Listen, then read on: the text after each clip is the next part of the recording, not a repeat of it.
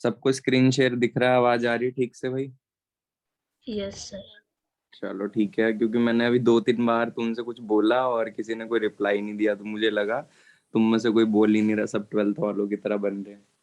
तो मैंने ये पूछा था केमिस्ट्री की क्लास जल्दी कैसे हो गई, सर ने जल्दी ली थी क्या क्लास, ये पूछा था मैंने। ठीक है, चलो तो यहाँ पे यस सर। सर 5 बजे हुई थी। अच्छा, ऑक्सीजन डिसोसिएशन कर्व पढ़ रहे हैं, तो ऑक्सीजन डिसोसिएशन कर्व पढ़ाने से पहले मैं तुम सबसे क्वेश्चन पूछना चाहता हूँ कि अगर मैं यहाँ पे एक हीमोग्लोबिन लिख रहा हूँ तो मुझे आंसर बताओ, इस एक हीमोग्लोबिन से कितने ऑक्सीजन बाइंड करेंगे? बताओ। 8 ऑक्सीजन बाइंड 4O2। 4O2 कह लो चाहे 8 ऑक्सीजन कह लो, ठीक है। तो यहाँ पर कितने बाइंड सर 8 करेंगे? ऑक्सीजन बाइंड 8 करेंगे। ऑक्सीजन बाइंड करेंगे। तो यहाँ पर पहले नंबर 1O2 बाइंड हुआ, ठीक है। फिर यहाँ पे नंबर 2O2 बाइंड हुआ, फिर यहाँ पे नंबर 3O2 बाइंड हुआ, फिर यहाँ पे नंबर 4O2 बाइंड हुआ, ठीक है। तो यहाँ पर ये एक बार में तो चारे बाइंड नहीं करते, ये कैसे करके बाइंड करते हैं? ये बाइंड करते हैं जैसे कि पहले बाइंड हुआ, मैं इसको एक बार दिखा देता हूँ कैसे बाइंड हुए होंगे। तो यहाँ पर सबसे पहले, एक सेकंड, मैंने डायरेक्ट एक बार में सारे इरेज कर दिए, देखें एक एक करके आता है। तो पहले एक बाइंड होगा, ठीक है, फिर सेकंड बाइंड होगा, फिर थर्ड बाइंड होगा, और फिर फोर्थ बाइंड होगा। इस तरीके से बाइंडिंग होगी किसकी? ऑक्सीजन की।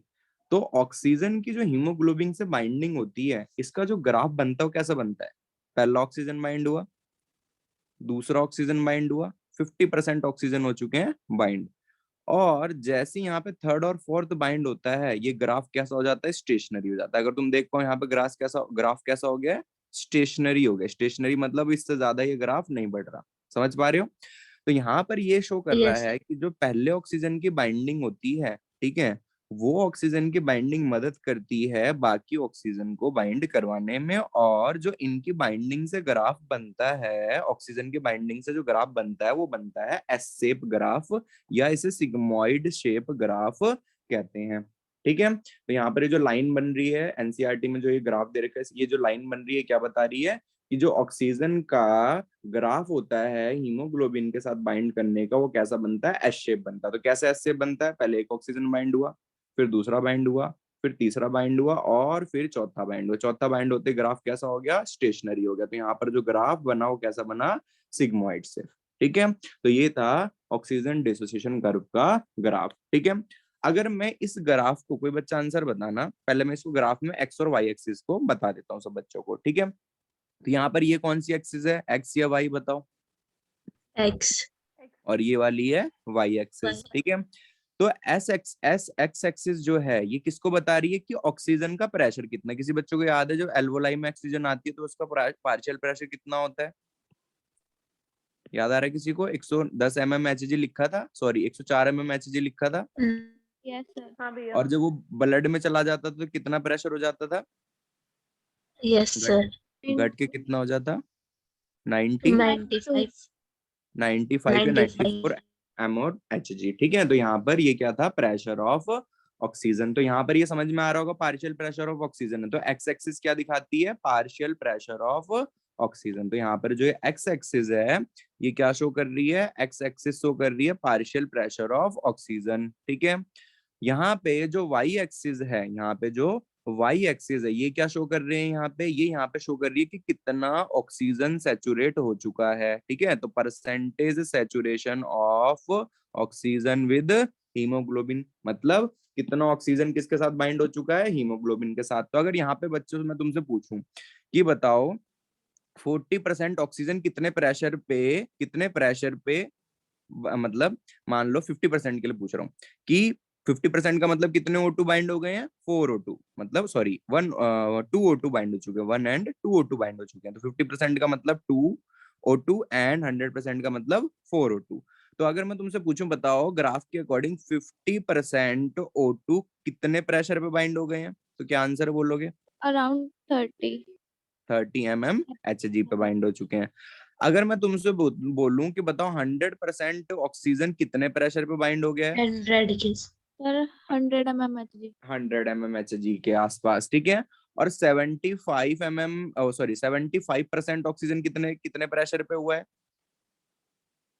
75% अराउंड 90 के आसपास, सॉरी नहीं 90 के आसपास नहीं हुआ, अगर तुम यहाँ पर ग्राफ के हिसाब से देखो 70।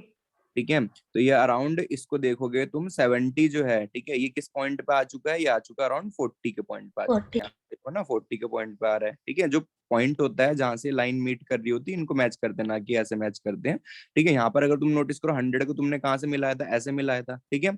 सब बच्चे नोटिस करो 50 को तुमने कहाँ से मिलाया था? अराउंड यहाँ से मिलाया था ठीक है, समझ पा रहे होगे सब। तो ये ग्राफ क्या शो कर रहा है? ये शो कर रहा है कि कितना प्रेशर है ऑक्सीजन का और कितने प्रेशर पे कितना ऑक्सीजन, कितना परसेंट ऑक्सीजन बाइंड हो चुका है। ग्राफ समझ में आ गया? बताओ जल्दी। Yes sir. ठीक है, अब ये बच्चे यहाँ पे बताओ सब कि तुम्हें ये समझ में आ रहा है कि जैसे जैसे प्रेशर बढ़ रहा है वैसे वैसे ऑक्सीजन ऑक्सीजन जो है वो बाइंड होता जा रहा है 20% से 40 से 60 से 80 से 100 ठीक है। जितना जितना प्रेशर बढ़ रहा है वैसे वैसे ऑक्सीजन बढ़ जा रहा है, वैसे वैसे ऑक्सीजन 100% सैचुरेट हो जा रहा है ठीक है। इसके बाद ये ग्राफ स्टेशनरी हो जा रहा है, इसका मतलब ये है कि ऑक्सीजन अब बचा नहीं है हीमोग्लोबिन के साथ बाइंड करने के लिए, है ना। तो यहाँ पर एक्स एक्सिस सबको समझ में आ गई होगी और यहाँ पे वाई एक्सिस सबको समझ में आ गई होगी। वाई एक्सिस क्या शो कर रही है? यहाँ पे वाई एक्सिस शो कर रही है कि कितना परसेंट ऑक्सीजन बाइंड हो चुका है किसके साथ? हीमोग्लोबिन के साथ ठीक है। अगर मैं तुमसे बोलूं बताओ कि इसके अंदर आंसर क्या होगा, इसके अंदर आंसर क्या होगा अगर ये ग्राफ जो है ये शिफ्ट हो जाए लेफ्ट की तरफ, तो इस कंडीशन का मतलब क्या होगा? अगर ये ग्राफ शिफ्ट हो जाए लेफ्ट की तरफ तो इस कंडीशन का मतलब क्या होगा? सर जैसे जैसे प्रेशर वैसे परसेंटेज। देखो यहाँ पे बताओ इसका आंसर क्या होगा। तो अगर मैं तुमसे ये बोल लूं यहाँ पे ठीक है, यहाँ पे ये चीज बोल लूं कि अगर CO2 कम हो जाएगा बॉडी में तो ऑक्सीजन आराम से बाइंड कर पाएगा, यस और नो? Yes sir. तो यहाँ पर अगर ग्राफ लेफ्ट साइड में जाता है, अगर ग्राफ किस साइड में जाता है? लेफ्ट साइड में जाता है। If graph shift toward left, अगर ग्राफ लेफ्ट साइड में शिफ्ट हो जाता है नॉर्मल से, तो ये क्या शो करेगा कि CO2 कम हो चुका है, इस वजह से ऑक्सीजन क्या कर पा रहा है? आराम से कम प्रेशर पे भी बाइंड कर पा रहा है। क्या कर पा रहा है? ऑक्सीजन कम प्रेशर पे भी बाइंड कर पा रहा है। 40 देखो कितनी जल्दी अचीव हो गया, नोटिस कर पा रहे हो? 20 से पहले अचीव हो गया। ये देखो यहाँ पे सब बच्चे 40 पहले अचीव हो गया, 40% पहले अचीव हो गया। हाँ भैया 50% देखो 20 पे अचीव हो गया। पहले 50% कितने पे अचीव हो रहा था? देखो यहाँ पे 50% अचीव हो रहा था 30 पे। 30 पे। कितने पे? 30 पे। 30 पे। तो अगर ग्राफ ऊपर। लेफ्ट में शिफ्ट होता है, अगर ग्राफ लेफ्ट में शिफ्ट होता है तो इसका मतलब क्या होता है? बताओ सुमन, दोबारा बताओ क्या मतलब समझ में आया? अगर ग्राफ लेफ्ट में शिफ्ट होता है तो इसका मतलब क्या हुआ? तो हम ऑक्सीजन पे भी बाइंड हो सकते हैं। कम ऑक्सीजन पे भी हीमोग्लोबिन से बाइंड हो सकता है। और ऐसा क्यों हुआ होगा? क्या कम हो गया होगा बॉडी के अंदर जिसकी वजह से ऑक्सीजन आराम से बाइंड हो पा रहा है? कम ऑक्सीजन पे नहीं, कम प्रेशर पे। एक तो तुम एंट्रेंस के बच्चे हो, कैसे बकवास स्टेटमेंट बोलते हो ना, अच्छा नहीं लगता। कम प्रेशर पे ऑक्सीजन बाइंड हो पा रहा है। पहले जो ऑक्सीजन 100% बाइंड होता था एट 100 mmHg, अब वो 100% बाइंड हो जा रहा है एट अराउंड 60 mmHg। तो इसका मतलब ये है बॉडी में तुम्हारे CO2 गैस कम हो चुकी है और तुम्हारी बॉडी में O2 इस वजह से आराम से बाइंड कर पा रहा है। ब्लड के अंदर कौन कम हो गया है? CO2 कम हो गया है, तो कौन आराम से बाइंड कर पा रहा है? O2 आराम से बाइंड कर पा रहा है। ठीक है मुस्कान, क्या मतलब समझ में आया इसका? बताओ भाई, कोई भी सर मुस्कान, चलो हाँ बोलो। सर CO2 की कंसंट्रेशन कम होने की वजह से ऑक्सीजन आराम से बाइंड कर पा रहा है, आराम से नहीं, कम प्रेशर पे भी कम प्रेशर पे बाइंड कर पा रहा है। बाइंड। ठीक है, चलो तो अब यहाँ पे दूसरी कंडीशन पूछ रहा हूँ सब बच्चों से। बताओ अगर ये ग्राफ शिफ्ट हो गया राइट में तो क्या आंसर आएगा? सर CO2 की तो कंसंट्रेशन बढ़ गया है। बढ़ तो गया, इस इससे वजह से? ऑक्सीजन सर ज्यादा CO2 की प्रेशर पे बाइंड हो रहा है। कंसंट्रेशन बढ़ गई है हाँ इस और वजह से प्रेशर ज्यादा पे बाइंड। प्रेशर ज्यादा लग रहा है किसको बाइंड करवाने में? ऑक्सीजन को O2 बाइंड। को।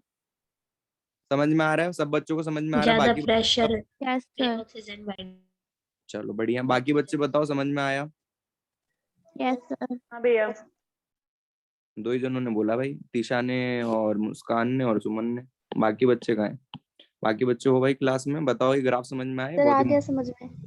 आ गया, बढ़िया, चलो ठीक है। तो यहाँ पर मैंने क्या समझाया, अगर ग्राफ शिफ्ट हो रहा है टुवर्ड, ठीक है, यहाँ पे लिख दे रहा हूँ समझने के लिए, अगर ग्राफ शिफ्ट हो रहा है टुवर्ड्स राइट, ठीक है, सॉरी टुवर्ड्स लेफ्ट, अगर ग्राफ शिफ्ट हो रहा है टुवर्ड्स लेफ्ट और अगर ग्राफ शिफ्ट हो रहा है टुवर्ड्स राइट, तो यहाँ पे दो कंडीशन तुम्हारे सामने आती है, ठीक है। तो यहाँ पर क्या है, अगर ग्राफ शिफ्ट हो रहा है towards left, shift towards towards left, ठीक है, अगर ग्राफ शिफ्ट हो रहा है टुवर्ड्स लेफ्ट तो इसका मतलब CO2 बॉडी में घट गया है और ऑक्सीजन कम प्रेशर पे भी बाइंड हो पा रहा है। अगर ग्राफ शिफ्ट हो रहा है टुवर्ड्स टुवर्ड्स राइट, ठीक है, टुवर्ड्स राइट, तो इसका मतलब ये है कि ज्यादा प्रेशर की जरूरत पड़ रही है ऑक्सीजन को बाइंड करने के लिए, ऑक्सीजन को हीमोग्लोबिन से बाइंड करने के लिए। होप सो ये बच्चे समझ गए होंगे यहाँ पे, ठीक है। तो ये था about the oxygen dissociation curve, ठीक है। तो hope so oxygen dissociation curve सब बच्चों को समझ में आ गया, ठीक है। तो oxygen yes dissociation sir. Curve जो है ये क्या बताता है तुम्हें, इसकी स्टेटमेंट्स में लिख रहा हूँ, ठीक है। तो इसको जरा समझना, देखना सब बच्चों को समझ में आ रही है या नहीं आ रही, ठीक है। तो ऑक्सीजन डिसोसिएशन कर्व क्या होता है, तो it describe, oxygen dissociation curve जो होता है ये डिस्क्राइब करता है, तो इट डिस्क्राइब, तो ब्लैक पेन लग रहा है, इट describes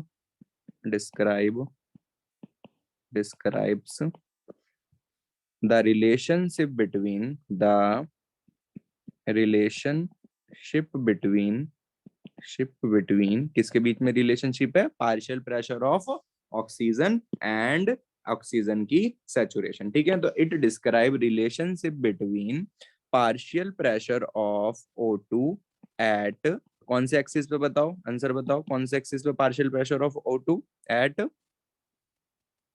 बोलो जल्दी, कहाँ गए, क्लास बंद होगी क्या भाई, फिर से नहीं चल रही है, बोला करो भाई, ऐसे मुझे डाउट हो जाता है। बताओ, पार्शियल प्रेशर ऑफ O2 कौन सी एक्सिस पे है, sir x axis. X axis पे, ठीक है। तो भाई आंसर देते रहा एक्स करो एक्सिस। कि क्लास चल रही है, तो partial pressure of O2 at X axis and किसके साथ है इसका रिलेशनशिप, एंड विद किसके साथ है इसका relationship, O2 saturation at O2 saturation with haemoglobin at Y axis, ठीक है, हीमोग्लोबिन एट वाई एक्सिस, ठीक है। तो कितने प्रेशर पे कितना ऑक्सीजन बाइंड हो पा रहा है, कितना % ऑक्सीजन बाइंड हो पा रहा है, percentage O2 saturation with haemoglobin, this relationship is known as oxygen dissociation curve. Definition लिख पाओगे, समझ में आ रही डेफिनेशन, यस सर। ठीक है। एक्स एक्सिस और वाई एक्सिस के रिलेशनशिप को तुम्हें डिफाइन करके लिखना है, स्टेटमेंट में लिखना है, और तुम्हारी डेफिनेशन हो जाएगी ऑक्सीजन डिसोसिएशन कर्व की, ठीक है। तो ये हो गई तुम्हारी डेफिनेशन, ठीक है, तो ये हो गई तुम्हारी डेफिनेशन, ठीक है, दिस इज योर डेफिनेशन, ठीक है। नेक्स्ट, यहाँ पर अब ये ग्राफ सिग्मोइड क्यों आया, क्वेश्चन ये आता है वाई दिस ग्राफ, ठीक है, why oxygen dissociation curve, why oxygen dissociation curve, ये जो कर्व है ये सिग्मोइड क्यों आया, why oxygen dissociation curve is sigmoid, ठीक है। तो ये जो ग्राफ है ये सिग्मोइड क्यों आया, वाई इट इज सिग्मोइड, तो ये सिग्मोइड इस वजह से आया बिकॉज जो ऑक्सीजन की बाइंडिंग होती है वो एक बार में नहीं होती। तो यहाँ पर कैसे लिखेंगे इसका आंसर, इसका आंसर हम लिखेंगे जो ऑक्सीजन की बाइंडिंग होती है वो होती है स्टेप वाइज। तो बाइंडिंग ऑफ ऑक्सीजन, कौन बच्चा बार बार ज्वाइन और लीव हो रहा है, binding of oxygen with haemoglobin, binding of oxygen with haemoglobin occur step wise. ये कैसे होती है, अकर होती है स्टेप वाइज होती है, ठीक है, इट अकर स्टेप वाइज, ठीक है, एक बार में नहीं होती, इट अकर स्टेप वाइज, ठीक है। Binding of first molecule, binding of first O2 is difficult difficult, पहला जो ऑक्सीजन बाइंड होता है वो डिफिकल्ट बाइंड होती है, उसकी डिफिकल्टी से बाइंडिंग होती है। तो binding of O2 is first O2 is difficult but it help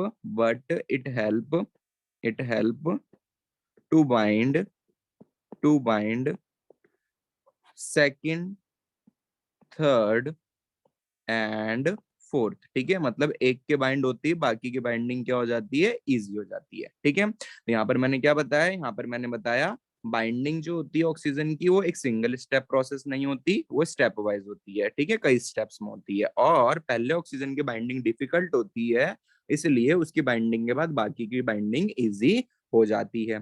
ठीक है, and therefore due to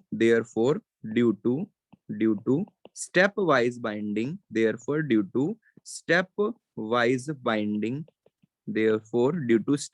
binding of O2 forms graph sigmoid. ठीक है, तो ग्राफ को कैसा बना देता है, ये सिग्मोइड बना देता है। तो एग्जाम में क्वेश्चन आएगा कि why oxygen dissociation curve is sigmoid, तो आंसर कैसे लिखोगे, because oxygen binding with haemoglobin is not a single step process, it occur stepwise. ठीक है, it occur in many step, first oxygen bind, then second, then third and fourth, therefore the graph formed is sigmoid. लिख पाओगे answer? Yes sir. ठीक है, चलो बढ़िया है। तो यहाँ पर तुम्हें क्या Yes, दिखा, sir. ग्राफ जो है वो सिग्मोइड है। ठीक है, लास्ट में यहाँ पर फोर्थ के बाइंड होते ही क्या हो जाएगा, सैचुरेट हो जाएगा हीमोग्लोबिन, मतलब उस पर और हीमोग्लोबिन बाइंड नहीं हो सकते। ठीक है, तो यहाँ पर help to bind the other oxygens, molecules को बाइंड करने में हेल्प करता है पहला वाला। ठीक है, टिल सैचुरेशन, यहाँ पे एक वर्ड लिखना पड़ेगा, टिल सैचुरेशन। ठीक है, टिल सैचुरेशन मतलब फोर्थ तक। ठीक है, तो यहाँ पर मैंने बोला binding of first O2 is difficult but it help to bind second, third and fourth till saturation. ठीक है, सैचुरेशन का मतलब कितनी कैपेसिटी है इसकी बाइंड करने की, हीमोग्लोबिन की 4 O2 को बाइंड करने की कैपेसिटी, तो इसका सैचुरेशन लेवल कितना है, 4 O2। जैसे ही उसका सैचुरेशन आ जाएगा, ये ग्राफ जो होगा ये कैसा हो जाएगा, स्टेशनरी हो जाएगा। ठीक है, अब यहाँ पे जो ग्राफ होता है इसकी दो कंडीशन होती हैं, तो क्या दो कंडीशन होती हैं इस ग्राफ की, ये ग्राफ जो है ये दो साइड शिफ्ट हो रहा है, एक तो शिफ्ट हो रहा है टुवर्ड्स राइट, तो ग्राफ जो है वो शिफ्ट हो रहा है टुवर्ड्स राइट, एंड ग्राफ जो है वो शिफ्ट हो रहा है, सॉरी पहले यहाँ पे राइट नहीं लिखेंगे, लेफ्ट लिखेंगे, क्योंकि पहले तुमने लेफ्ट के लिए समझा है। तो ग्राफ जो है वो शिफ्ट हो रहा है टुवर्ड्स लेफ्ट, एंड जो ग्राफ है वो शिफ्ट हो रहा है टुवर्ड राइट। तो बताओ ग्राफ शिफ्ट कब होता है लेफ्ट की तरफ, ग्राफ लेफ्ट की तरफ शिफ्ट कब होगा, आंसर बताओ भाई जल्दी। जब ऑक्सीजन कम होता है।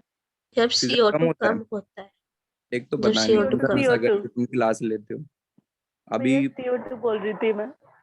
हाँ, ऑक्सीजन निकल गया है ना, चलो ठीक है। हाँ। तो ग्राफ शिफ्ट कब होता है लेफ्ट की तरफ, तो ग्राफ जो होता है शिफ्ट होता है लेफ्ट की तरफ जब CO2 की मात्रा कम होती है बॉडी में, और ग्राफ शिफ्ट होता है राइट की तरफ जब CO2 की मात्रा ज्यादा होती है।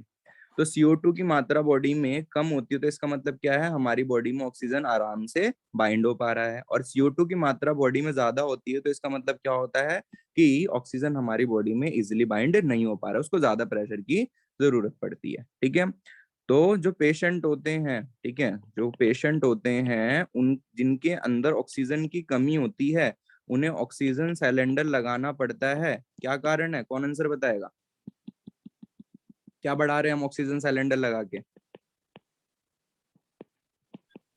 प्रेशर बढ़ा रहे हैं लेवल। बॉडी लेवल पे। प्रेशर बढ़ा रहे हैं, क्या बढ़ा रहे हैं, पहले हम ऑक्सीजन। प्रेशर बढ़ा रहे हैं। ठीक है, क्योंकि अगर तुम समझो जिस पर्सन की बॉडी में ऑक्सीजन कम है, तो जो उसकी बॉडी में बचा कुछ ऑक्सीजन हो वो इस्तेमाल करके उससे क्या बनाया जा रहा है, उससे इस्तेमाल करके वो बनाया जा रहा है ATP एंड CO2 बनाया जा रहा है।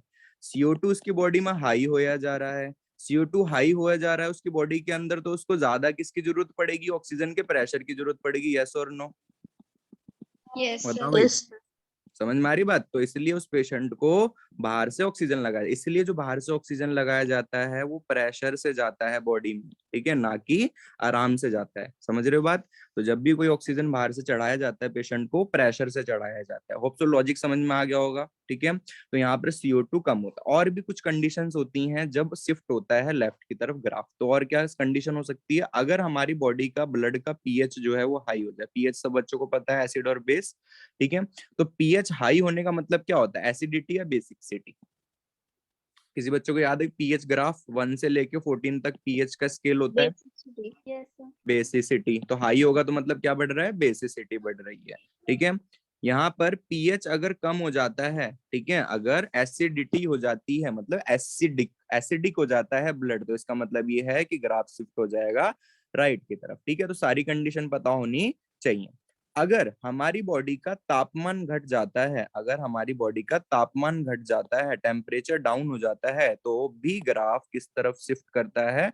Toward left. तो दो कंडीशन है, CO2 कम हो जाए, तापमान कम हो जाए, ठीक है, ऑक्सीजन आराम से बाइंड कर जाएगा, ठीक है, और पीएच इंक्रीज हो जाए, तीसरी कंडीशन है, ठीक है। यहाँ पर कौन सी कंडीशन? यहाँ पे उल्टा है, अगर तापमान बढ़ जाए और CO2 बढ़ जाए, तापमान बढ़ जाए और CO2 बढ़ जाए। ग्लोबल वार्मिंग कब होती है? जब CO2 बढ़ता है या घटता है? बढ़ता है। तो यहाँ पर तापमान समझ पा रहे हो? कैसे याद रखोगे? CO2 बढ़ेगा तो क्या बढ़ेगा? उसके साथ टेम्परेचर बढ़ेगा, यस और नो? समझ पा रहे हो कैसे याद रखोगे ग्लोबल वार्मिंग वाले एग्जाम्पल से? Yes, sir. ठीक है। तो यहाँ पर ग्लोबल वार्मिंग वाले एग्जांपल से तुम याद रख सकते हो कि जैसे जैसे, ठीक है, जैसे जैसे जैसे जैसे CO2 बढ़ेगा वैसे वैसे टेम्परेचर बढ़ेगा, और टेम्परेचर बढ़ेगा तो कॉमन सी बात है हमारी बॉडी के अंदर ऑक्सीजन इजीली बाइंड नहीं हो पाएगा। समझ पा रहे हो यहाँ पर? ठीक है। तो होप सो सबको oxygen dissociation curve with the logic, ठीक है, यहाँ पर ये जितने भी शिफ्ट आएगा, ये शिफ्ट भी समझ में आ गया होगा। शिफ्ट जो है वो CBSE में बहुत रेयर पूछा जाता है, पर कोई टीचर का भरोसा नहीं, तो इसलिए मैंने यहाँ पे शिफ्ट भी करवा दी। पर एंट्रेंस के लिए शिफ्ट जो है वो बहुत ज्यादा क्रूशियल पॉइंट है, ठीक है। यहाँ पर एक केमिकल और लिखा होता है एंट्रेंस में, जिस केमिकल का नाम होता है DPG, ठीक है। तो यहाँ पर DPG भी लिखा होता है कि DPG अगर कम होगा, ठीक है, DPG एक एसिड है, अगर DPG कम होगा तब भी ऑक्सीजन इजिली बाइंड कर पाएगा, और अगर DPG ज्यादा होगा, ठीक है, ये CO2 से लिंक होता है, अगर DPG ज्यादा होगा तो क्या होगा? ऑक्सीजन ढंग से बाइंड नहीं कर पाएगा, उसको ज्यादा प्रेशर की जरूरत पड़ेगी, ठीक है। तो होप सो यहाँ तक ऑक्सीजन डेसोसिएशन कर्व हर बच्चे को क्लियर हो गया होगा। अब मैं यहाँ पर ऑक्सीजन डेसोसिएशन कर्व में, ठीक है, ऑक्सीजन डेसोसिएशन कर्व में एक नया कॉन्सेप्ट पूछना चाह रहा हूँ जो एंट्रेंस में तुम बच्चों से पूछा जाता है। तो यहाँ पर बताओ बच्चों कि ऑक्सीजन डेसोसिएशन कर्व में बोहर इफेक्ट कब होगा और हाल्डेन इफेक्ट कब होगा? लोडिंग ऑफ O2 कब होगी? अनलोडिंग ऑफ O2 कब होगी? अब तुम्हें पढ़ रखा है, मैं देखो याद दिला देता हूँ बच्चों। तुम्हें क्या बताया था मैंने? एल्वोलाई लेवल पे ऑक्सीजन क्या होती है? अनलोड होती है, याद करो। और CO2 जो होती है वो क्या होती है? सॉरी, यहाँ पर ऑक्सीजन जो होती है वो लोड होती है ब्लड के अंदर, और CO2 जो होता है वो अनलोड होता है। इसे कौन सा इफेक्ट कहते थे? याद करो। बोहर इफेक्ट कहते थे, हाल्डेन इफेक्ट कहते थे? बोलो जल्दी। इसे बोहर इफेक्ट कहते थे, bore Haldane effect? Bohr effect कहते थे, है ना? गलत है, हाल्डेन इफेक्ट कहते थे, ठीक है। आगे बढ़ते हैं। ये जब ऑक्सीजन जो होता था, ऑक्सीजन जब यहाँ से ट्रेवल करके आता था यहाँ तक, टिश्यू लेवल तक, तो ऑक्सीजन यहाँ पे क्या कर दिया जाता था? अनलोड कर दिया जाता था, और CO2 क्या कर दिया जाता था? लोड कर दिया जाता था। इस इफेक्ट को क्या कहते थे? बोहर इफेक्ट कहते थे। यस और नो? याद आ रहा सब बच्चों को? ऐसा कुछ पढ़ा था गलती से? Yes sir. Yes sir. ठीक है, चलो, तो हमने इतना तो कंफर्म कर दिया सब बच्चों ने कि हमने ऐसा कभी पढ़ा हुआ है, ठीक है। मुझे लगा ऐसा याद ही नहीं आ रहा किसी को। तो यहाँ पर हमने ऐसा कुछ पढ़ा हुआ है कि यहाँ पर हाल्डेन इफेक्ट होता है और यहाँ पे बोहर इफेक्ट होता है। अब चलो यहाँ पर ये बताओ, हाल्डेन इफेक्ट कब होगा? ग्राफ कौन सी तरफ जाएगा तब हाल्डेन इफेक्ट होगा? ऑक्सीजन की लोडिंग कब बढ़ेगी? यार सोचो, लॉजिक लगाओ आराम से। लेफ्ट की देखो, साइड का एक मतलब हार्ड राइट। हाँ देखो, अब राइट, पहले हाल्डेन इफेक्ट के ऊपर क्वेश्चन है। हाल्डेन इफेक्ट का मतलब है loading of oxygen. Loading of oxygen मतलब ऑक्सीजन लोड हो रहा है ब्लड के अंदर, आराम से आ पा रहा है। तो बताओ बच्चों, लेफ्ट वाले आंसर बोलो कौन कौन हो? भैया left. Sir left. Suman game changing कर रही है, अभी मैंने सुना था इसने राइट बोला था, ठीक है। ये अदला बदली चल रही है, ठीक है, क्योंकि मैंने लास्ट में एक स्टेटमेंट बोल दी थी, ऑक्सीजन आराम से आ पा रहा है। ये कौन है जो बार बार ज्वाइन हो रहा है और अनज्वाइन हो रहा है? कोई बताएगा एक बार? बार बार ज्वाइन हो रहे हैं, बार बार लीव हो रहे हैं। चलो ठीक है, समझो क्या बताया मैंने यहाँ पे ध्यान दो। मैंने बोला हार्डलेन इफेक्ट कब होगा, तो जिन जिन बच्चों ने लेफ्ट आंसर बोला है, जिन जिन बच्चों ने लेफ्ट आंसर बोला है उनका आंसर ठीक है। ठीक है, क्यों? क्योंकि लेफ्ट का मतलब क्या है, ऑक्सीजन आराम से कहाँ जा पा रहा है, बॉडी के अंदर, यस और नो? Yes oxygen sir. कहाँ जा पा रहा है, ब्लड के अंदर इजीली जा पा रहा है। तो यही तो चाहिए था। हार्डलेन इफेक्ट का मतलब क्या, ऑक्सीजन जा पाए और CO2 बाहर जा पाए। ठीक है, ऑक्सीजन बॉडी के अंदर जा पाए और CO2 बाहर जा पाए, और CO2 कम हो जाए और ऑक्सीजन ज्यादा हो जाए, यही हार्डलेन इफेक्ट था। तो अगर ग्राफ्ट अगर शिफ्ट कर रहा है लेफ्ट की तरफ, ठीक है, लेफ्ट की तरफ अगर शिफ्ट कर रहा है, तो इसका मतलब कौन सा इफेक्ट शो होगा यहाँ पे? इट शोज कौन सा इफेक्ट बताया था यहाँ पे? हार्डलेन इफेक्ट। हार्डलेन इफेक्ट। ठीक है, तो ये बहुत क्रूशियल पॉइंट है एंट्रेंस के लिए, बच्चे इसको रट लेते हैं, लॉजिक नहीं पता होता है। ठीक है, यहाँ पे अगर लिखेंगे राइट की तरफ, तो राइट की तरफ उल्टा हो जाएगा, कॉमन सी बात है ना? राइट की तरफ उल्टा हो जाएगा, तो ये क्या शो करेगा? इट शोज ब्लड के अंदर क्या होता है। देखो बोर इफेक्ट में अगर किसी बच्चों को याद हो, टिश्यू लेवल पे क्या होता है? टिश्यू लेवल पे CO2 ब्लड के अंदर लोड करा जाता है, मतलब CO2 बढ़ाया जाता है, और O2 ब्लड के अंदर से कम करा जाता है। यही हो रहा होता है, यस और नो? Yes sir. तो यहाँ पर कौन सा इफेक्ट होगा? बोर इफेक्ट होगा। ठीक है, राइट की तरफ जब जाएगा तो कौन सा इफेक्ट होगा? It shows Bohr effect. Bore Bohr effect. Effect. ठीक है, तो यहाँ पर आ जाएगा बोर इफेक्ट। ठीक है, होप सो समझ में आ गया होगा हार्डलेन इफेक्ट एंड बोर इफेक्ट। ठीक है, तो अब ये क्यों है हार्डलेन इफेक्ट, बोर इफेक्ट, ये मैं नहीं समझा रहा भाई। जिसको लॉजिक समझ में आ गया वो उसको समझ लेना, वैसे भी एंट्रेंस के लिए था स्पेशली। बाकी फिर भी CBSE के लिए पढ़ लेना, वाइवा में तुम गारंटी नहीं दे सकते कि तुमसे ये पूछेंगे या नहीं पूछेंगे। ठीक है भाई, तो यहाँ पर ऑक्सीजन डेसोसिएशन कर्व हो गया कंप्लीट। मैंने देखो इसको इस वजह से कराया है क्योंकि CBSE में इसका डायग्राम दे रखा, बेसिक से इसके ऊपर डिस्कशन नहीं दे रखा इस तरीके से जैसे मैंने समझाया है। उन्होंने बस एक स्टेटमेंट अजीब और गरीब से लिख के बोल दी है। ठीक है, पर कायदे से कहा जाए तो उन्होंने ढंग से नहीं समझाया हुआ, ठीक है, जैसे हमेशा करते हैं। ठीक है, पर उन्होंने इसका मेंशन करा हो, तो मेंशन करा हुआ है तो कॉमन सी बात है, तुम ये नहीं कह सकते अगर एग्जाम में क्वेश्चन आ जाए कि हमने तो पढ़ा ही नहीं, ये तो सिलेबस का ही नहीं है। ठीक है, तो ऐसा तुम नहीं कह सकते। ठीक है, तो एक बार बच्चे यहाँ पर इसकी ग्राफ बनाने की प्रैक्टिस करो सब बच्चे। ठीक है, ये ग्राफ बनाने की प्रैक्टिस करो, और यहाँ पे ग्राफ जो है यहाँ पर लिखो पॉइंट। ठीक है, यहाँ पे पॉइंट लिखो साथ साथ। ठीक है, तो एक बार अगर तुम प्रैक्टिस कर लो ग्राफ बनाने की, तो तुम इस ग्राफ में परफेक्ट हो जाएगा। इस ग्राफ को ब्लैंक करके क्वेश्चन दिया जाता है कि बताओ यहाँ पे क्या आएगा, यहाँ पे क्या आएगा, शिफ्ट राइट की तरफ क्या होगा, लेफ्ट की तरफ क्या होगा, इस तरीके से क्वेश्चन दिया जाता है। तो एक बार इसको करो सब बच्चे। ठीक है, अराउंड मैं तुम्हें टाइम दे रहा हूँ 3 मिनट्स का टाइम दे रहा हूँ। ठीक है, अराउंड 36 तक, ठीक है, 2:36 तक का टाइम दे रहा हूँ। ठीक है, तो इसको करो।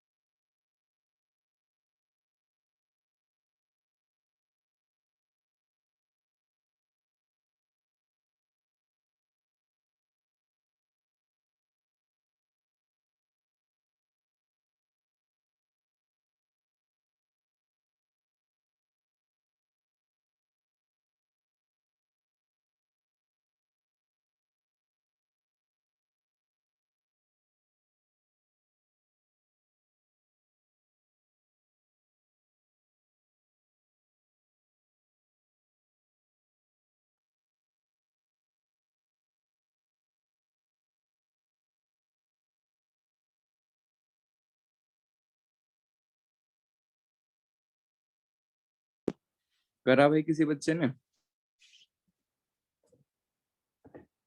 ग्राफ की प्रैक्टिस?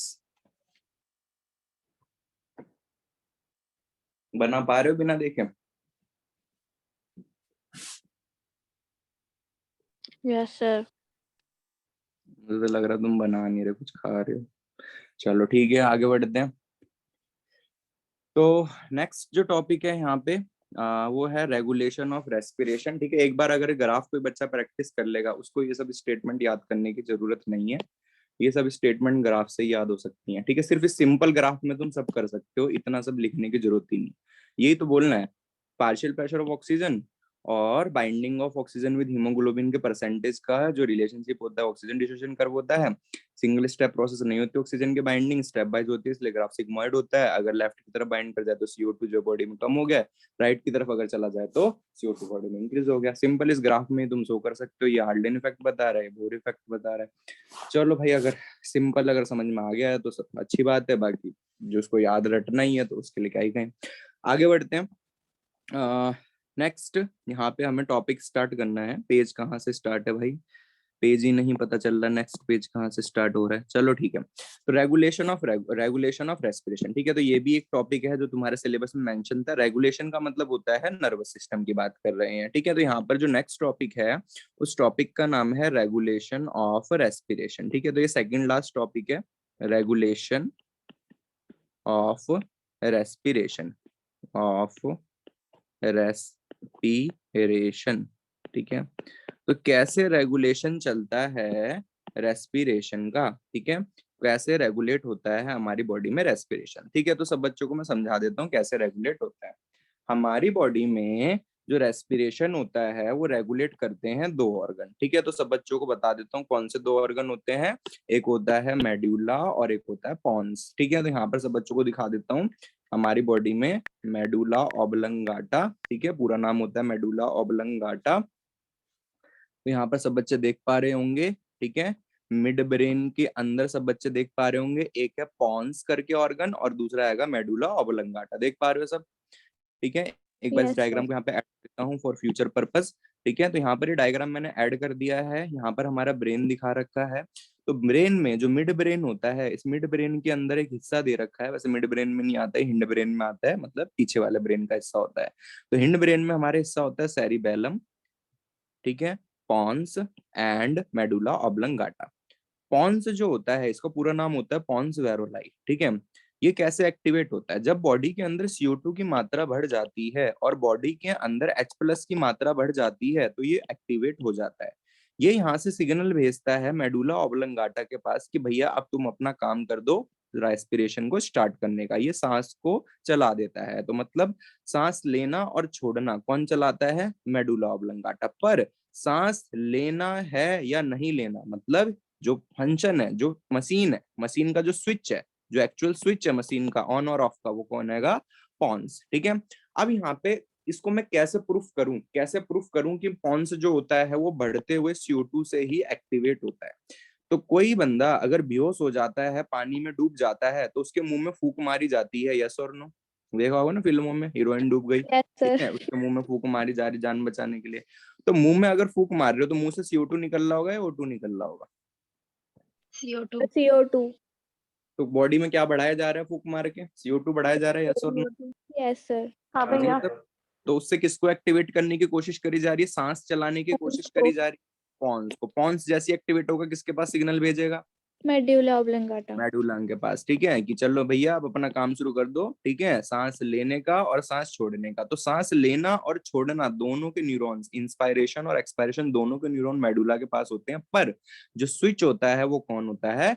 पॉन्स होता है। बच्चों को ये नहीं समझ में आता कि यहाँ पे पॉन्स का क्या रोल है। मेडुला तो उनको समझ में आ जाता है कि इंस्पायरेशन एक्सपायरेशन में मेडुला हेल्प करता है, पर उन्हें ये समझ में नहीं आता कि पॉन्स का क्या रोल है। तो पॉन्स यहाँ पे एक तरीके से स्विच है, सांस को स्टार्ट करने का क्या है? स्विच है। जब कोई बंदा फांसी लगाता है तो उसकी बॉडी में कौन सा हिस्सा डैमेज हो जाता है? उसकी बॉडी में पॉन्स डैमेज होता है। जो हड्डी होती है गर्दन की, वो जाके कहाँ चुभ जाती है? वो चुभ जाती है पॉन्स पे। अगर पॉन्स डैमेज हो गया, क्या मेडुला जिंदा, मेडुला ठीक है और पॉन्स डैमेज हो गया, तो क्या उसकी सांस स्टार्ट हो पाएगी? No sir. तुम्हारा गीजर ओके है, गीजर एकदम बढ़िया चलता है, गर्म कर देता है बटन दबाते ही। और तुम्हारे घर में लाइट ही नहीं आ रही, गीजर का जो प्लग है वो प्लग ले गया कोई चुरा के, ठीक है, तो कैसे चला लोगे? तो सेम यहाँ पे फंडा है पॉन्स का, ठीक है। तो होप सो समझ में आ गया होगा, ठीक है। तो जब कोई फांसी लगा के मरता है तो उसका पॉन्स जो होता है वो मोस्टली डैमेज हो जाता है, ठीक है। तो रेगुलेशन ऑफ रेस्पिरेशन, तो दम घुट के पर्सन की डेथ होती है। तो रेगुलेशन कौन करता है? It is done bye regulation, it is done by two organs, ठीक है। तो कौन कौन से ऑर्गन्स होते हैं जो इसको रेगुलेट करते हैं? तो यहाँ पे लिखेंगे regulation of respiration is done by, line एक तो सीधी लाइन नहीं खिंचती, ठीक है। तो it is done by number 1 pons varolii लोबाई, तो it is done by number 1 pons varolii and number 2 medulla oblongata. तो यहाँ पर लिखेंगे it is done by pons and medulla, ठीक है, मेड्यूला, इनका पूरा नाम याद कर लेना 22वें चैप्टर में। देन आते हैं पॉन्स जो होता है इसको हम रेस्पिरेटरी में, रेस्पिरेशन में क्या कहते हैं, ठीक है। तो इसका नाम होता है नीमोटेक्सिक सेंटर, तो इसका नाम होता है नीमोटेक्सिक सेंटर, ठीक है। तो रेस्पिरेशन को ये कंट्रोल करता है, तो रेस्पिरेशन में कंट्रोल करने वाले ऑर्गन का नाम पॉन्स जो है, जैसे पॉन्स का क्या फंक्शन है, वैसे इसका एक ही फंक्शन नहीं होता, और भी फंक्शन है पॉन्स के। तो पॉन्स का क्या फंक्शन है? पॉन्स एक फंक्शन शो कर रहा है सांस को ऑन और ऑफ करने का, ये इसका एक फंक्शन है, और भी ये फंक्शन शो करता है पर इसमें से ये एक फंक्शन शो कर रहा है।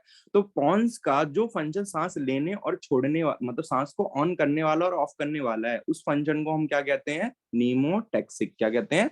नीमोटेक्सिक। तो जैसे मान लो इतना बड़ा ये पॉन्स है, ठीक है, इतना बड़ा ये पॉन्स है, इस पॉन्स में डिफरेंट डिफरेंट एरिया होते हैं, ठीक है, डिफरेंट डिफरेंट एरिया होता है। जैसे इतना एरिया हार्ट बीट कंट्रोल कर रहा है, इतना एरिया सांस कंट्रोल कर रहा है, इतना एरिया कुछ और कंट्रोल कर रहा है, कुछ और कुछ और कुछ और। तो ये वाला कौन सा सेंटर कहलाएगा? ये वाला कहलाएगा नीमोटेक्सिक सेंटर। समझ में आया? तो इसका पूरा नाम क्या होता है? इस एरिया का, पॉन्स के इस एरिया का नाम होता है नीमोटेक्सिक सेंटर। तो एग्जाम में अगर तुमसे बोलूं, एक्यूरेट बोलना हो कि पॉन्स का कौन सा हिस्सा सांस को कंट्रोल ऑन और ऑफ करता है, तो क्या आंसर बोलोगे? नीमोटेक्सिक सेंटर। समझ में आया? Yes sir. ठीक है।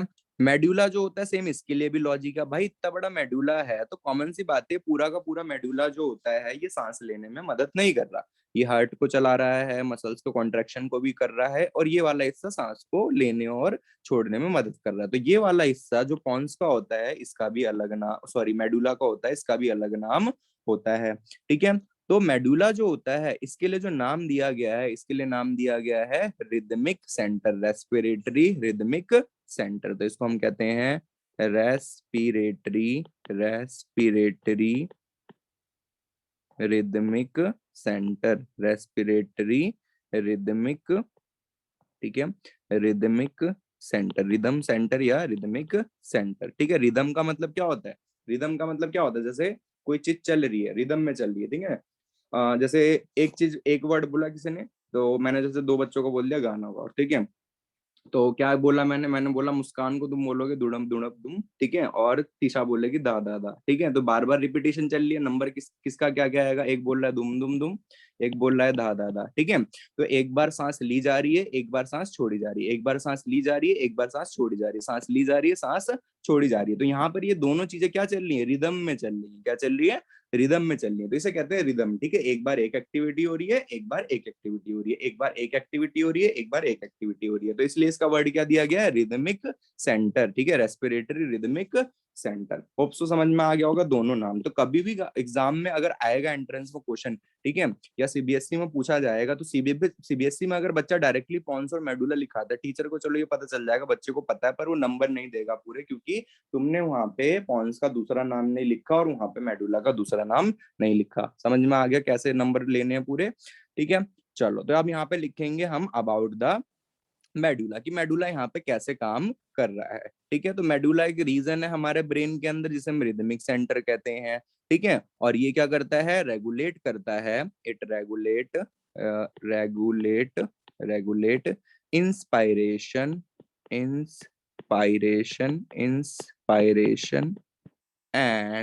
Expiration, it regulate inspiration and expiration, ठीक है। अब आते हैं बात किस पे? पॉन्स के ऊपर। जो पॉन्स होता है इसे हम क्या कहते हैं? इसे हम कहते हैं नीमोटेक्सिक सेंटर। ठीक है, जो ये जो पॉन्स होता है, ठीक है, ये सिग्नल भेजता है और इसके अकॉर्डिंग जो मेड्यूला होता है वो रेस्पिरेशन को चलाता है। तो जो पॉन्स होता है ये क्या करता है, it send signal to medulla, या एक्यूरेट लिखो तो रेस्पिरेटरी रिदमिक सेंटर। तो it send signal to medulla to regulate respiration. ठीक है, तो यहां से पहले सिग्नल जाता है मेडुला के पास कि सांस लेना स्टार्ट कर दो। तो एक तरीके से कैसे काम कर रहा है, एज अ स्विच काम कर रहा है। ठीक है, निमोटैक्सिक सेंटर क्या कर रहा है, एज अ स्विच काम कर रहा है। जब ये स्विच ऑन होगा तभी मेडुला जो होगा वो काम करेगा। ठीक है, तो होप सो ये सबको समझ में आ गया होगा कि किस तरीके से हमारी बॉडी में रेस्पिरेशन चल रही है। ठीक है, अब यहाँ पर ये जो सेंटर्स होते हैं, ठीक है, ये जो हमारी बॉडी में सेंटर्स होते हैं, ये सेंटर्स किस किस चीज के लिए सेंसिटिव होते हैं, मतलब कौन सी चीज के लिए सेंसिटिव होते हैं जिसकी वजह से ये स्टार्ट हो जाते हैं। ठीक है, तो this centres are sensitive to, ठीक है, तो ये जो सेंटर होता है, पॉन्स जो होता है, किस गैस के लिए सेंसिटिव होता है, CO2 के लिए। तो इट इज सेंसिटिव का मतलब एक्टिवेट हो जाता है। ठीक है, तो it is sensitive to high CO2, ठीक है, it is sensitive to high CO2 and H plus concentration and H plus ions concentration. तो ये जो सेंसिटिव होता है pons for high CO2 and H plus ion, तो हाई CO2 और H plus ion के केस में क्या हो जाता है, एक्टिवेट हो जाता है और सिग्नल भेज देता है मेडुला के पास, ताकि वो आगे की एडजस्टमेंट कर सके कि सांस लेनी है या छोड़नी है, जो भी उसका काम हैगा। ठीक है, नेक्स्ट, जो इसके पास रिसेप्टर्स होते हैं, मतलब ये जो रिसेप्टर्स होते हैं, मतलब कि पॉन्स के पास CO2 हमारी बॉडी में बढ़ गया नहीं बढ़ गया, ये कैसे पता चलेगा। यहाँ तो जाएगा नहीं ऑक्सीजन उड़ के कि हाँ चलो चलो चलो गर्दन के अंदर से, स्कल के अंदर से और पहुंच के पॉन्स तक। ठीक है, ऐसे तो नहीं पता चलेगा इसको, समझ रहे हो बात। हमारी बॉडी में ऑक्सीजन कहाँ है, लंग्स के अंदर है, तो इसको कैसे सिग्नल मिलेगा, पॉन्स को कैसे सिग्नल मिलेगा कि हाँ भाई बॉडी के अंदर, ब्लड के अंदर जो है CO2 बढ़ गया, बॉडी के अंदर CO2 बढ़ गया, इसको कैसे सिग्नल मिलेगा, बताओ। कौन कौन सी चीज इसके पास सिग्नल भेज सकती है, कौन ट्रेवल करता है पूरी बॉडी में, सब ब्लड भेज सकता है। दूसरा और कौन भेज सकता है,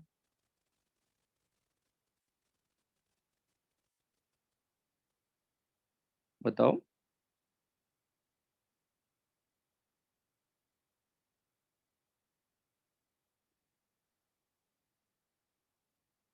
सोचो सोचो, और क्या काम करते हैं हमारी बॉडी में, कौन जो होते हैं सिग्नल को एक्सेप्ट करते हैं हमारी बॉडी में, उन्हें क्या कहा जाता है, न्यूरॉन। न्यूरॉन्स के उन एरिया को क्या कहा जाता है जो सिग्नल को रिसेप्ट करते हैं। बिल्कुल, बात तो ठीक बोली है।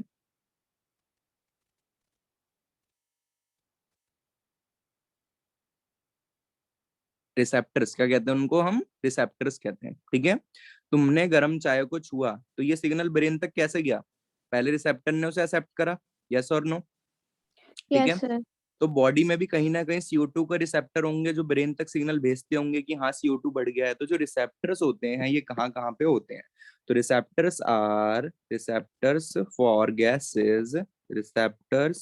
For gases and ions, ion कौन है यहाँ पे, हाइड्रोजन। तो यहाँ पर आयंस के लिए और गैसेस के लिए जो रिसेप्टर होता है ये कहाँ प्रेजेंट होता है, आर प्रेजेंट एट, ये प्रेजेंट होता है आर प्रेजेंट एट, तो ये कहाँ का प्रेजेंट होता है, तो किसी ने बच्चे ने ऑर्टा वर्ड सुना है, वर्ड सुना ऑर्टा, याद यस आया। सर। हाँ भैया। हार्ट के थ्रू जब ब्लड बॉडी में पंप किया जाता है तो ऑर्टा से पंप किया जाता है। तो ऑर्टा की जो बॉडी होती है वो इस तरीके से होती है, एक पाइप ऊपर, एक पाइप साइड में और एक पाइप नीचे की तरफ, इस तरीके से ऑर्टा की बॉडी होती है। इस पूरी बॉडी को कहते हैं आर्च ऑफ ऑर्टा। ठीक है, तो यहाँ पर आंसर क्या लिखा हुआ है, ऑर्टिक आर्च। ठीक है, क्या लिखा हुआ, ऑर्टिक आर्च। अगर ऑर्टिक आर्च को रिसेप्टर के ऊपर CO2 अगर ज्यादा टच हुआ तो ये सिग्नल भेज देगा पॉन्स के पास कि बॉडी के अंदर CO2 जो है वो बढ़ रहा है। ठीक है, दूसरा ये होता है at carotid artery, at carotid artery. Carotid artery कहाँ होती है? तो जो तुमने वो देखा होगा ना, नेक वाला एरिया देखा होगा, सब नसें दिखाते हैं, क्या कहते हैं उससे भाई, इंग्लिश मुझे याद नहीं आ रहा। चलो मैं दिखा देता हूँ।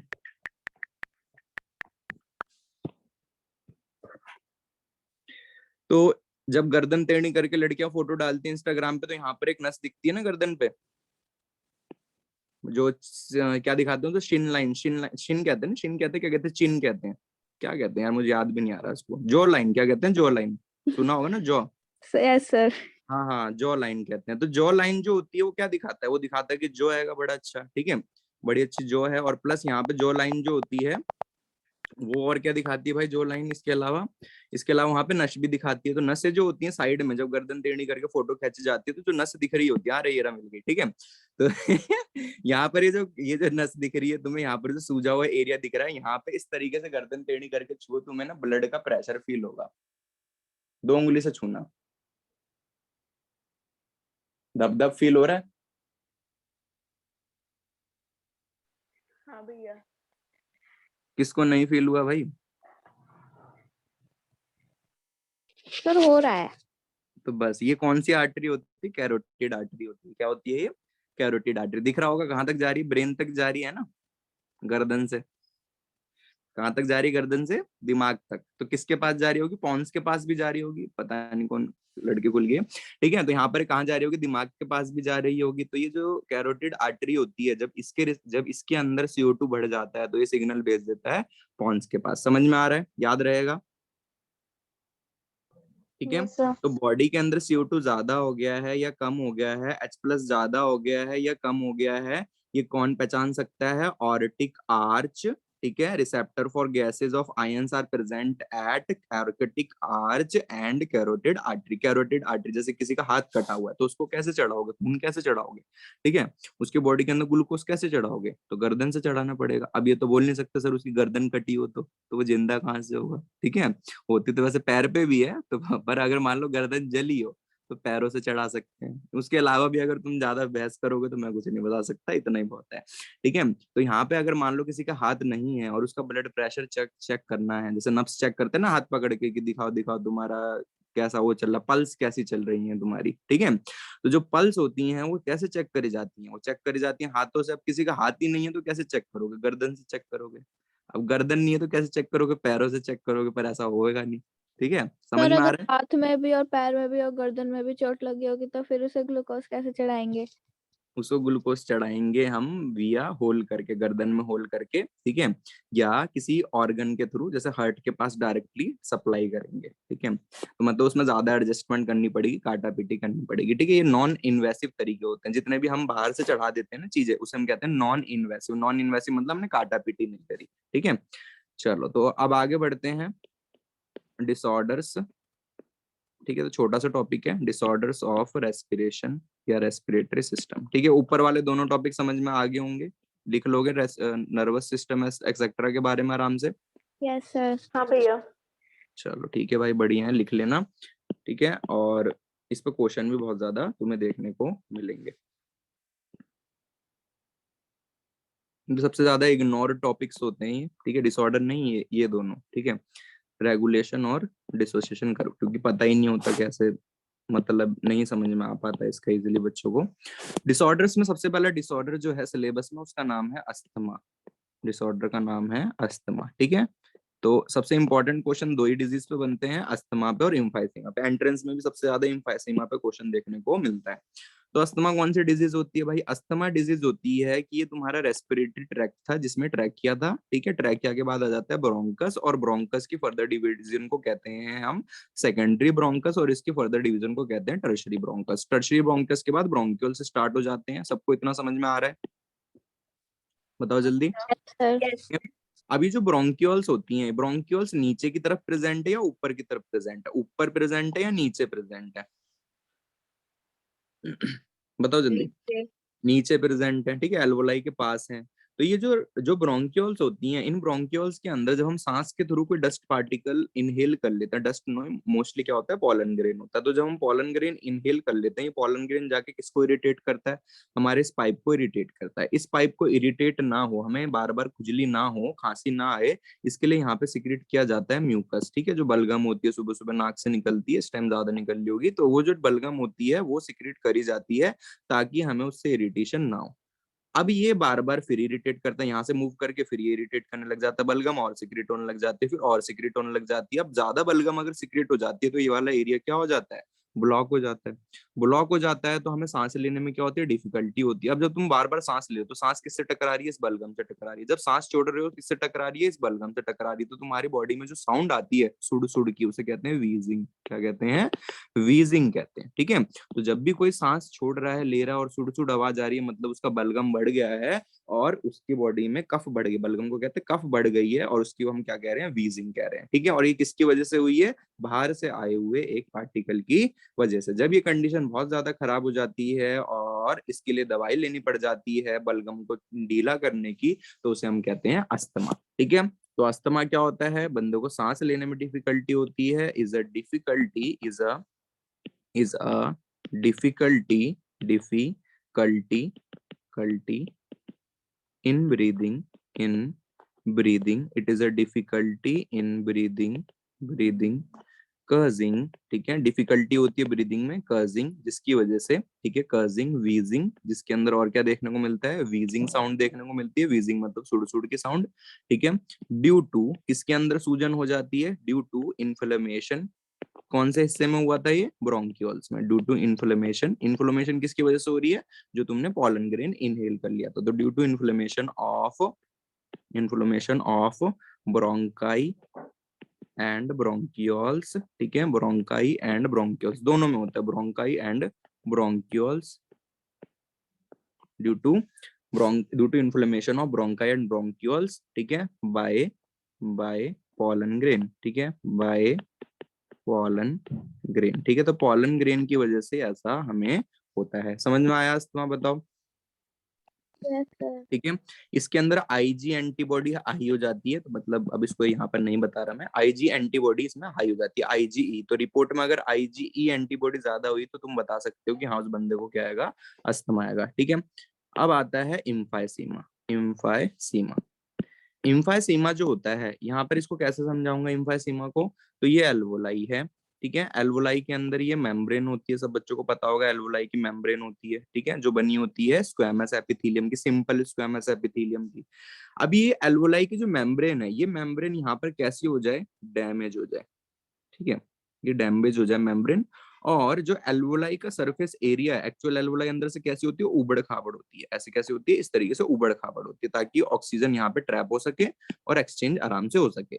ये एरिया यहाँ पे एकदम ही स्मूथ हो जाता है, सरफेस एरिया जो होता है एल्वोलाई का डिक्रीज हो जाता है, और इसकी वजह से ऑक्सीजन जो है यहाँ पर रुकता नहीं है, बार बार ऊपर नीचे एल्वोलाई के अंदर घूमता रहता है, जिसकी वजह से ऑक्सीजन का एक्सचेंज ढंग से हो नहीं पाता। अब ऑक्सीजन का एक्सचेंज ढंग से नहीं हो पाता तो बंदे को सांस लेने में डिफिकल्टी होती है।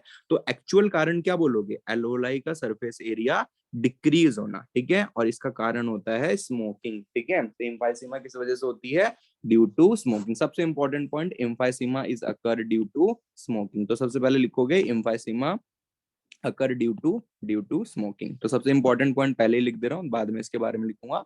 तो अकर ड्यू टू स्मोकिंग, ठीक है। तो स्मोकिंग की वजह से एम्फाइसीमा जो होती है किसी पर्सन को होती है, तो it is occur due to smoking, ठीक है।